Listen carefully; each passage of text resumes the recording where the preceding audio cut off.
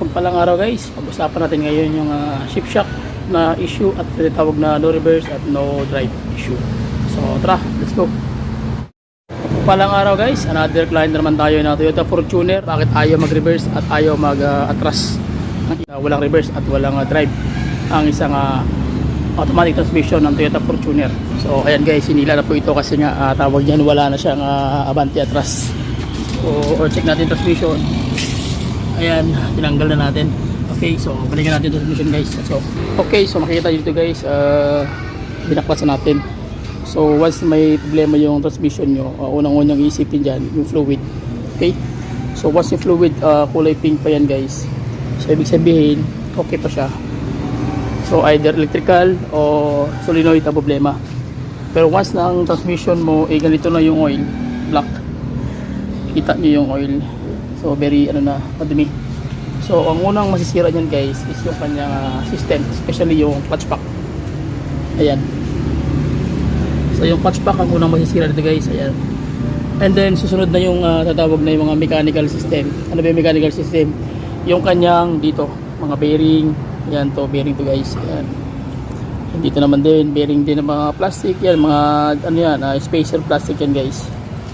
Ayan, pero yung mga bearing. Tapos ito pa. So pangalawang masisira, ang pangatlong masisira nito is yung pinaka main is yung kanyang valve solenoid. Kasi nga dahil sa dumi ng kanyang oil, nakikita nyo yung oil na yan, yung oil ang magbibigay ng trigger para magasgas yung kanyang buong system, especially yung kanyang valve body. Ayan guys, nakikita nyo rito yung kanyang valve body sobrang dumi, makita nyo naman. So buksan natin para makita nyo.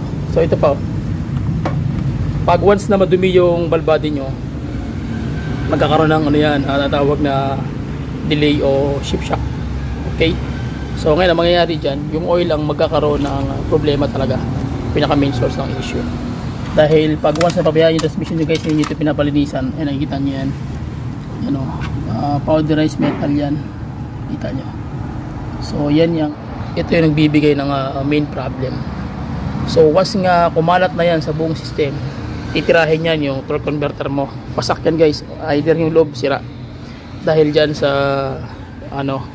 dumi na yan, yung mga metal na powderized metal grit na naipon dyan mismo sa loob ng transmission. So saan galing yung tatawag na powderized metal grit? Yung mga Alibaba. Okay, so dito po yan nagmumula sa kanyang ATF fluid viscosity. So dapat strictly monitor kayo nito guys, kasi kung hindi yun na magiging simula ng pagkasira, especially yung Alibaba o yung powderized metal grit. Doon na po yun na nag-start na bumuo at dumami. Okay, and then didiretso na po yan sa kanyang tatawag na valve body, papunta na sa kanyang torque converter hanggang sa buong system na. So doon na yan magsimula. So check natin yung valve body guys para makita natin. So tinanggal na natin, ito yung kanyang tatawag na shift solenoid, and then ito naman yung kanyang kabila ng kanyang valve body assembly.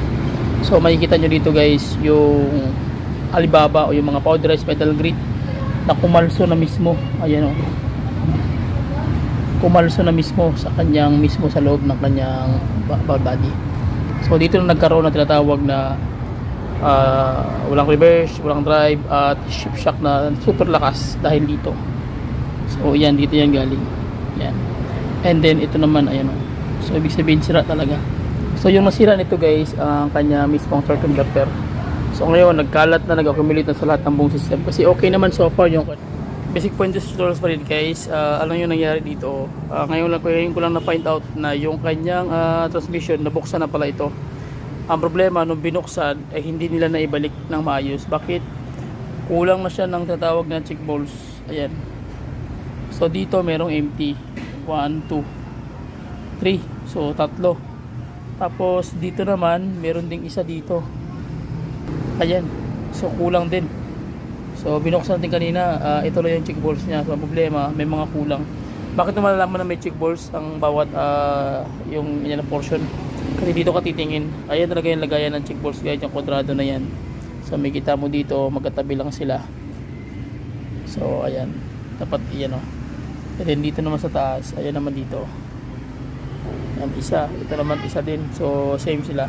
Yan yung dalawang magkatabi, ito yan. Ayan o, magkatabi, 1, 2. Dito naman, 1, 2. So ibig sabihin, yung transmission na dinala sa atin dito, binaklas na sa kabilang shop. Ang problema, hindi nila nabalik yung check balls. Kaya ang nangyari, ayun, talagang sira ang buong system. Kasi nga, wala nang tamang direksyon yung fluid. Umaaga sa lang kahit saan. Okay, kasi nga walang mga check balls, walang pinaka-lock doon mismo sa pressure. So yun po yung nangyari guys. Sa kanyang clutch assembly, hindi tayo nakakita dito ng anumang mga gas-gas o bawas ng kanyang mga bakal guys. So makikita mo yung clutch pack dito, medyo maganda pa yung kulay. Okay, so pero kailangan palitan. And then yung kanyang mga bearing sa ilalim, so far okay naman din yung tinatawag na yung surface ng bakal niya, wala namang pudpud. And then yung kanyang main drive sa input shop, ayan guys. So sa reverse ito, okay rin, wala naman ding tama, makikita niyo naman makinis. So ang problema talaga nitong malaki is yung kanyang torque converter. So yung torque converter hindi natin may pakita sa inyo yung video kasi nga nasa may-ari na. So pinahanapan natin ng bago. So ang problema guys, yung kanyang torque converter, nandun po nagmumula yung unang sira dahil meron ding mechanism yung sa loob.